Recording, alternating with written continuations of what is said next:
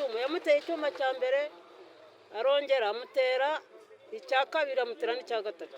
Umugore yishe umugabo we. Nta mahano yatugwiriye, nta mahano yatugwiriye. Umwana mwiza, umwana w'imfura, umwana muzima, kugira ngo tuzongere kubona ngira ngo hari n'undi muntu uza asa nkawe ntabwo tubizi twebwe. Ntabwo bikwiriye kugira ngo yicuriye muhungu, yaramuhemukiye kandi natwe yaraduhemukiye. Uriya muhungu yaradufitiye akamaro.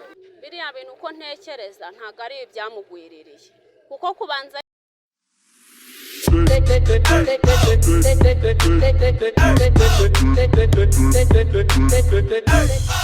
Umusibo ejo byari tariki 12 z'ukwezi kwa kane umwaka w'ibihumbi 2025 nibwo umugabo witwaga Bibarimana Auguste w'imyaka 31 yitabye Imana, ariko yitaba Imana avukijwe ubuzima n'umugore we babanaga mu nzu uri mu kigero cy'imyaka 22 witwaga Nikuze Hope. Abangaba bari batuye mu murenge wa Rwimbogo mu kagari ka Rwikiniro mu mudugudu wa Ndama ya mbere, ahangaha ni mu karere ka Gatsibo. Uyu mugore byagenze gute kugira ngo aze kwica uyu mugabo we ariko amwice amuteye ibyuma bigera kuri 3? Byose nibyo tugiye kurebera muri iyi nkuru, tugiye kurebera hamwe. Ariko nanone nkubwire ngo reka dufate amasegonda make cyane mbere yuko twumva abaturanyi baba ngaba ndetse n'abaturage bahageze mu bambere. Mbere yuko tubumva reka dufate amasegonda make cyane twumve ubutumwa tugezwaho n'ikigo Agape Limited. Nkwibutse ko ikigo Agape ni ikigo gikorera ku isi yose, ariko bakaba bafite icyicaro mu mujyi wa Kigali. Abangaba ushobora kubavugisha kuri iyi nimero aho waba uherereye hose, baragufasha ku bigendanye n'ubuzima buzira umuze. Abangaba baragufasha. Reka twumve ubutumwa bwabo ubundi tugaruke n'inkuru yacu.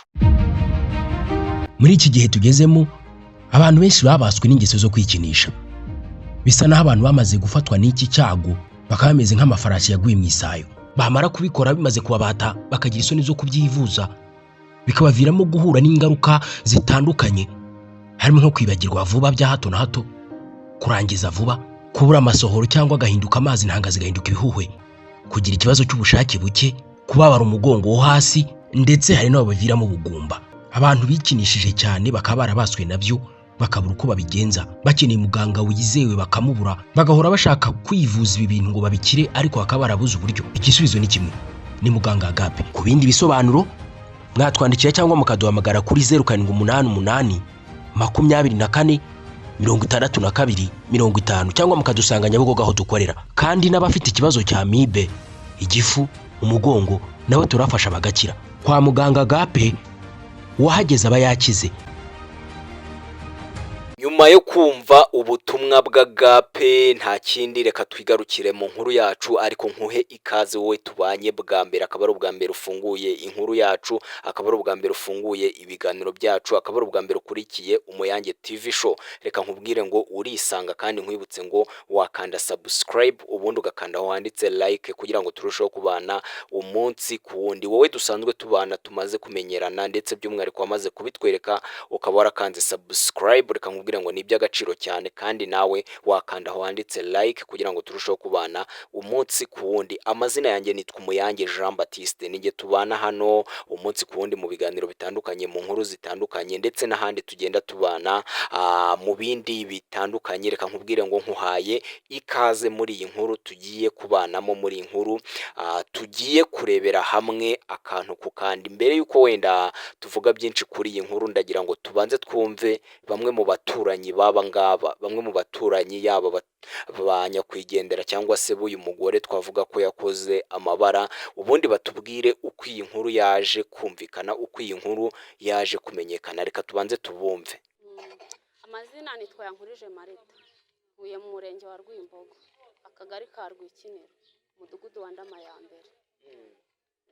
Byari sangahe iyi nkuru yamenyekanye ite? Wewe wahageze usanga bimeze? Byari ku mugoroba mu masaha ya 2:00. None ngiye mu kubimenya nari ndi mu gikari ntetse. Mu gihe mpagurutse mu gikoni nzanye ibikoresho mu nzu, nibwo nageze nk'imbere y'umuryango w'inzu yanjye ahareteganye n'umuryango w'inzu y'abaturanyi, numva umudamu avuze. Mu ijambo yavuze, yaravuze ngo unkubitiye umwana, unkubitiye umwana. Umwana wanjye amaze iminsi arwaye, none watinyutse uramukubita. ubwo amaze kuvuga gutyo ijwi ry'umugabo ntaryo numvise, umugabo ntiyigeze avuga. Ubwo akimara kuvuga gutyo muri ako ka mwanya umugore yahise yongera akurikizaho ijambo ngo ibyo wiriwemo ntabwo bikunyuze, uje ufite n'umugambi wo kurwana. Ubwo nabwo mu kubivuga gutyo umugabo ntabwo yigeze asubiza, ariko yanavugaga gake. Ubwo noneho ijambo rya gatatu yongeye kuvuga numvise, yahise akingura kuko mbere bari bikingiranye, akingura ahamagara akana kahabaga karumuna k'uwo mugore, yahamagaye Korodine, arangije ahita agahereza umwana hanze, arakabwira ngo mfashe umwana nkwereke. Arangije yahise yongera arakinga. Noneho ngiye numvise akinze, nahise ngira ubwoba ntekeza kwenda babagiye nko kurwana. Ubwo nibwo ninjira mu nzu mfite umugambi w'uko ngiye kubwira umugabo wanjye aho yari aryamye, wenda tukaba twagira icyo dukora nk'abaturanyi. Ubwo mu kwinjira naciye muri korodori, nagiye kugera muri salo umugabo wanjye yari aryamye, mpita mpuza n'ijwi ry'umuntu wari ugeze ku irembo nawe warungurukiye mu idirishya atabaza. Nuko nabyumvise. Ubwo umugabo yumvise ijwi ry'umuntu utabaza ahita asohoka, aje ageze ku muturanyi nyine nawe arebeye mu rugi nk'uko bari bakinze, yahuje n'uko umugabo amaze kwikubita hasi. Ubwo rero umugore nawe yabonye umugabo yikubise hasi, ahita agira ubwoba, ahita afata imfunguzo arakingura. Mu gukingura nibwo umugabo wanjye yahise yinjira, agiye kwegura wa mugabo aharyamye aho hasi aramunanira, hahita hinjira undi muturanyi nanone uwitwa Kazungu amufasha kumwegura. Baregura bamuzana hanze, nibwo bahise nyine bakora ubutabazi bwo kumujyana kwa muganga. Yamujyanye atarashiramo umwuka, ariko byasaga nk'ibyarangiye kuko mu kugera kwa muganga bagezeho n'ubundi birangiye. Yamuteye ibyuma 2 nibyo nabashije kumva. Icya mbere numva ko yakimuteye mu mutima, icya kabiri aho n'amaraso yadudubizaga aturuka nimo hano hejuru mu ijosi. Niwe wabiteye umugabo. Nicaye hano muri salo ndimo kurya, noneho ngiye kumva numva induru idasanzwe, ndavuga ati habaye iki? Bitanza nirukanka, ngeze ahangaha nsanga umugabo arimo kugaragurika mu maraso, amaraso atungereza. Nagize ubwoba mpita mpamagara umuyobozi w'umudugudu, ndamubwira ati ariko wa muhungu ukora ku irembo arapfuye. Nawe arambwira ati ndi kumanuka nihuta, ati ahubwo uwo mugore atabacika. Ariko uwo mugore nawe akimara kubikora nta n'imbaraga ari kubona zo kugenda, yahise ahinda umushyitsi, aravuga ati muntabare nikoze mu nda nishe umuntu. Yewe ikintu naramubwiye ati umwiciye iki? Ati ibi bintu ukoze ni ibiki koko wa mugore we?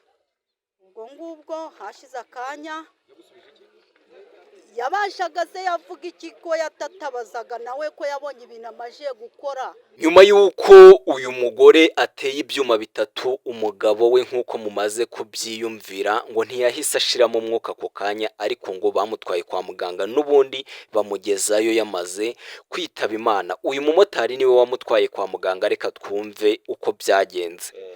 Inkuru ko uyu nyakwigendera namutwaye, nasohotse mu nzu uko iwanjye ari ahangaha imbere aha, bampuruje yuko hari umuntu bateraguye ibyuma.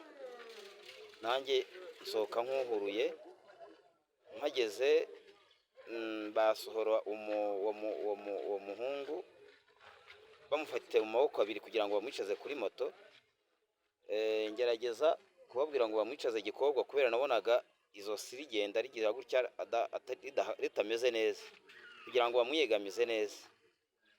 Ubwo rero mugeje tujya nko ku kigo nderabuzima cya Ndama, numvise aseta ibirenge hasi, turahagarara barongera bamwiyegamiza, arongera tugeze imbere gakeya atseta ibindi birenge.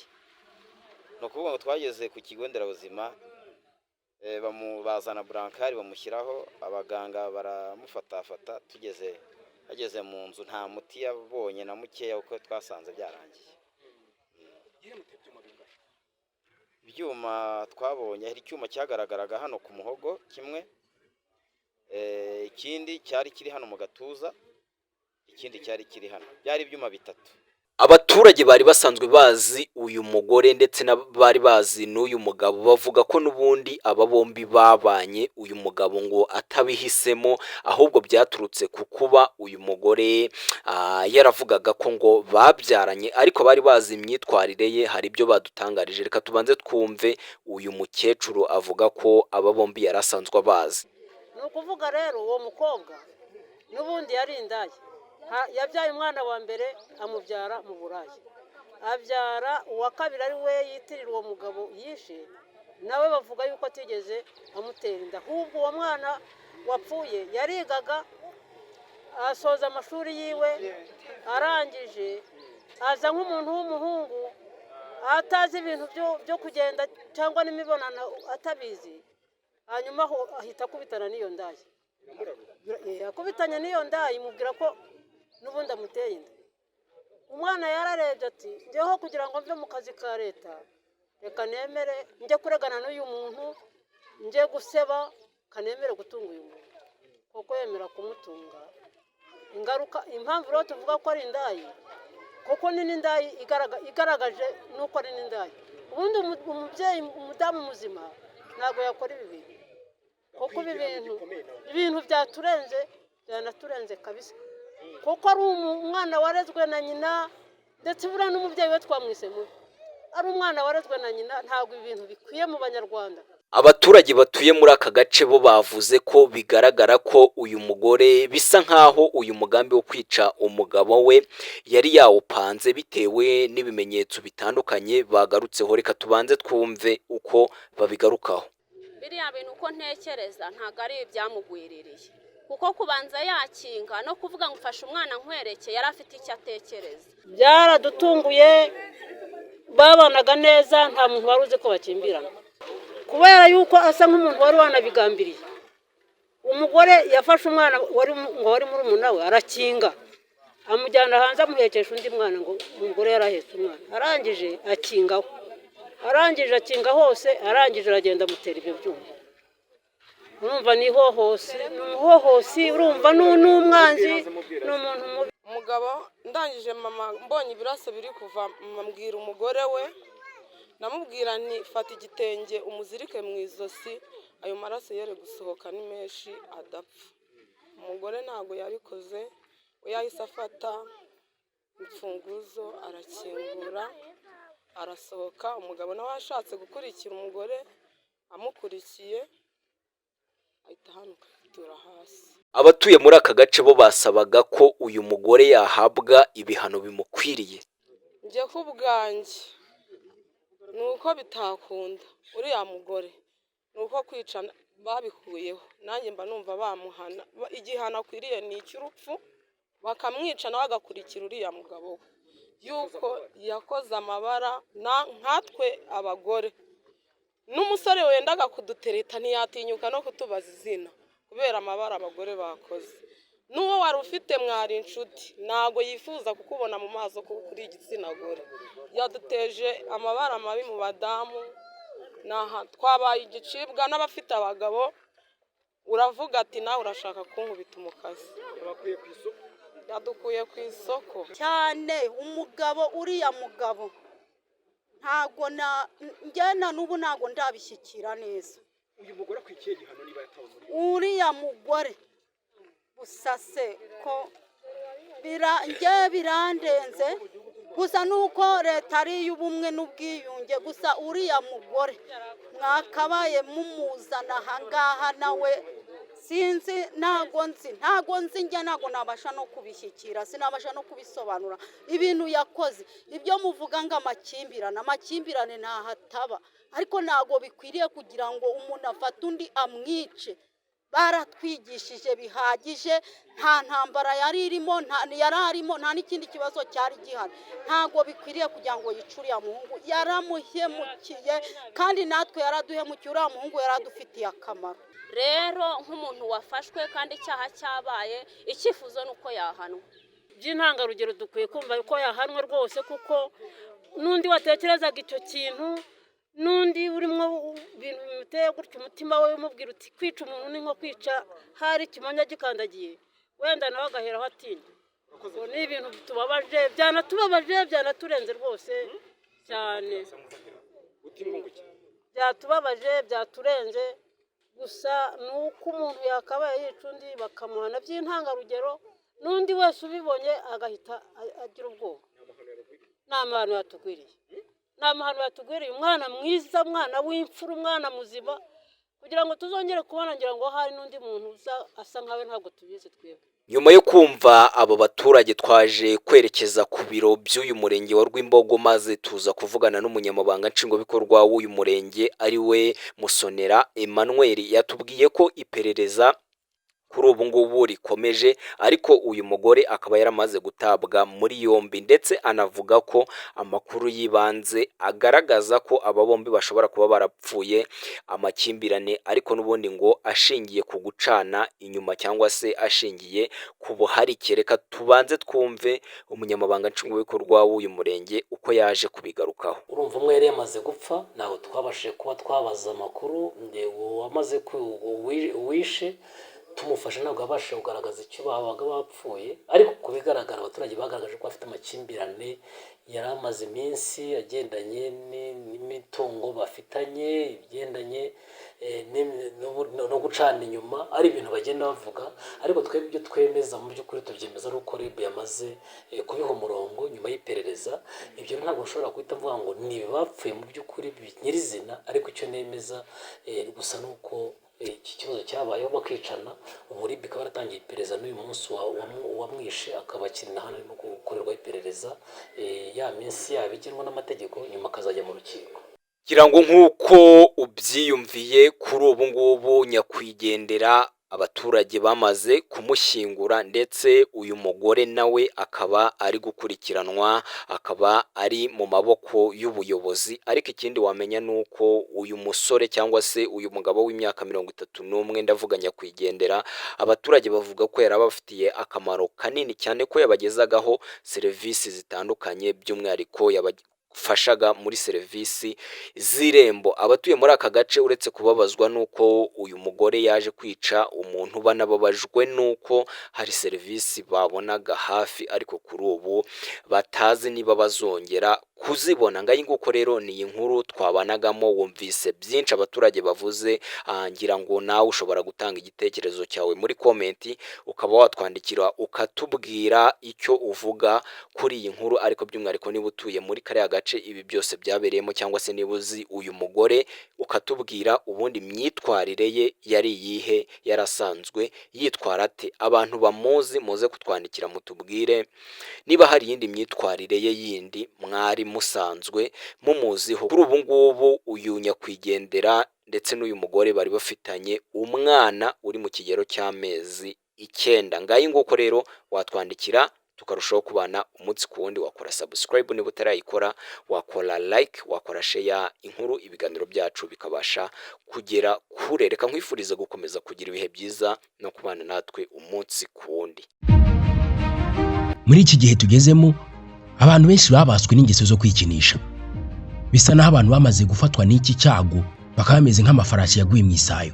Bamara kubikora bimaze kubabata bakagira isoni zo kubyivuza, bikabaviramo guhura n'ingaruka zitandukanye, harimo nko kwibagirwa vuba bya hato na hato, kurangiza vuba, kubura amasohoro cyangwa agahinduka amazi ntanga zigahinduka ibihuhwe, kugira ikibazo cy'ubushake buke, kubabara umugongo wo hasi, ndetse hari n'abo baviramo ubugumba. Abantu bikinishije cyane bakaba barabaswe nabyo, bakabura uko babigenza, bakeneye muganga wizewe bakamubura, bagahora bashaka kwivuza ibi bintu ngo babikire, ariko bakaba barabuze uburyo. Igisubizo ni kimwe, ni muganga Agape. Ku bindi bisobanuro mwatwandikira cyangwa mukaduhamagara kuri 0788 24 62 50, cyangwa mukadusanga Nyabugogo aho dukorera. Kandi n'abafite ikibazo cya amibe, igifu, umugongo, nabo turafasha bagakira. Kwa muganga Agape wahageze aba yakize.